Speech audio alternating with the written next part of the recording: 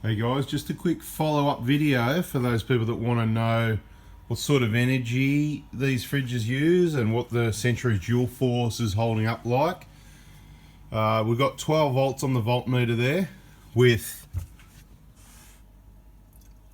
no fridge compressors running. It was running a moment ago and it was down to 11.8 volts with one fridge compressor running, which I'm pretty impressed with. I thought it was going to be worse than that.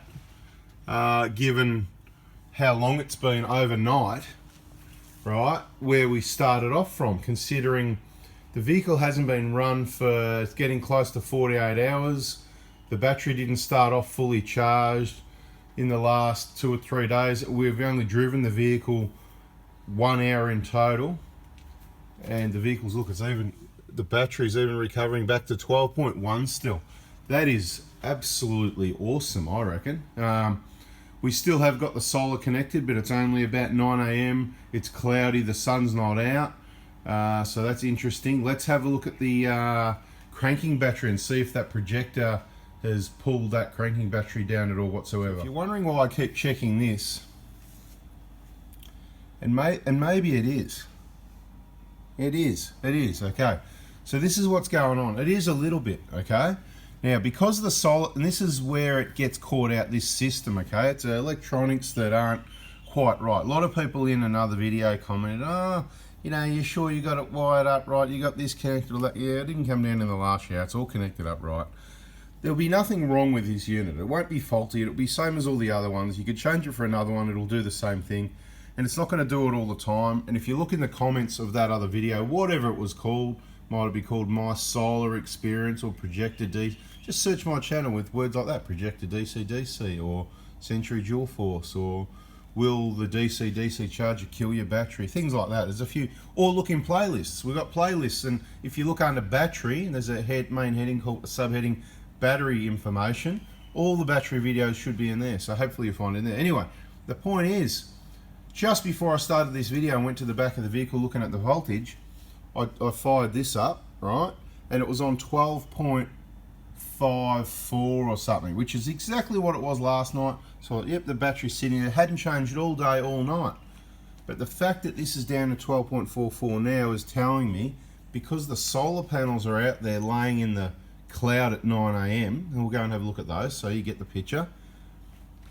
It thinks, and you can see here it says, yep, I don't know why the alternator light comes on as well. I think that automatically comes on when the voltage reaches X, whatever, right? Solar obviously showing that the solar input is happening, and the flashing charging light is the charging light.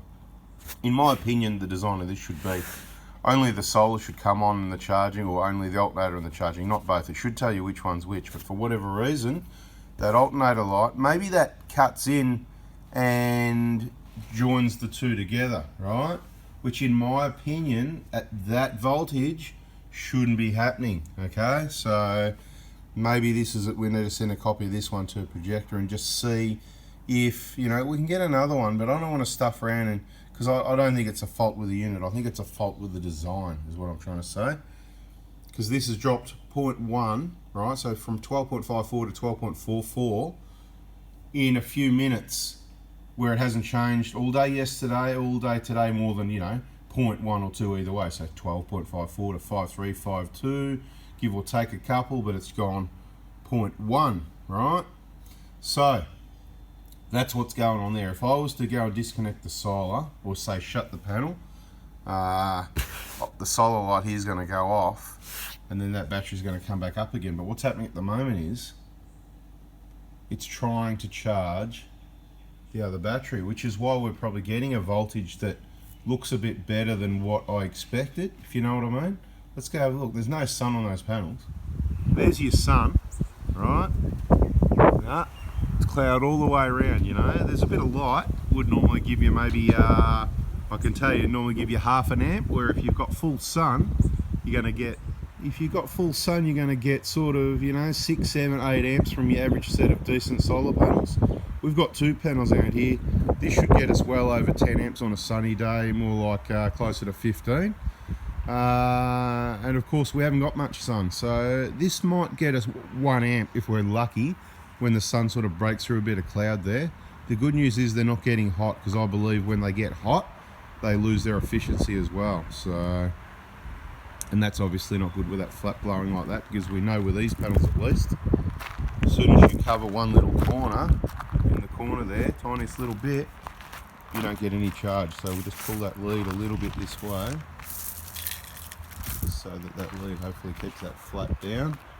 Right, and it's definitely about 9:20 AM, no sun, it's cloudy, no compressor running at the moment, 12.1 at the accessory battery, not bad. And I suppose the good news is there's still enough battery there to start the engine of this vehicle in most conditions, so not a massive problem. But you can see what I mean. If this, last time, if I remember correctly from the other video, correct me if I'm wrong in the comments, and I probably think it was on the other channel, 4x4 Diesel, this sort of stuff's going to go on 4x4 Touring Australia. It's more to do with touring. It's a bit mechanical because it's important things to know, but it's a lot more to do with touring. So, you know, there's going to be a little bit on 4x4 Diesel. So if you like the battery solar testing information, make sure you're subscribed on this one, because this one is going to be mainly this information, okay? Anyway, what are we going to do today? We're either going to, if the sun's not out, we're going to, just to see, we might take the vehicle, use it today, if it's a drive for an hour or two or so, see how that charges the batteries up, and then let it sit just like it's being used out in the real environment that it's designed, that it's set up for, if you know what I mean. So rather than put it on a, you know, we can plug, we've got the plug right there for the AC charger, same as we do on this battery here, right? You know, we can easily plug that charger in. Anyway, I think that's it for this one. Decided to shut off. It does that after about 5 minutes of not being touched, so the video is probably about 5 minutes. Like always, you know, if you haven't already, subscribe, turn the bell on, and yeah, please give us a thumbs up if you're finding this interesting and helpful, because I'm finding it very interesting, and you can, as you can see, it's quite time consuming.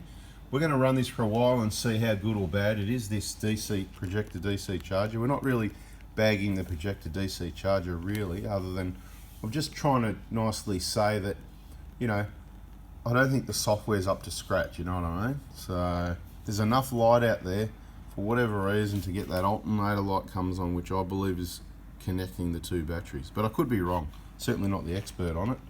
I know how to wire it up, I know how what things they should do, but you know, electronics, that's the thing when you've got a box like that full of diodes and little chips and bits and pieces and whatever, right? You know, doing all these weird fancy things. You know, it depends if the engineer got it right. So we've got a red arc one there, a BC, what is it, 1225 or whatever. Eventually, we're going to pop this one off and put the red arc in its place and do some testing with that as well. But at the moment, I'm very impressed. So this is a bit of feedback on the dual force. The dual force 90 amp hour, right?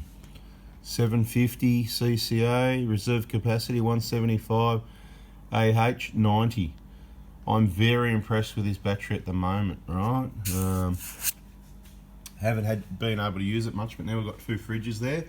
We're in summer, so we get some decent temperatures, you know, at least around 30 or so, with some overnight ambient temperatures of at least around 20 quite often, which is good for testing, because where we're going to use this vehicle, it's going to be in hotter climates where this matters. So yeah.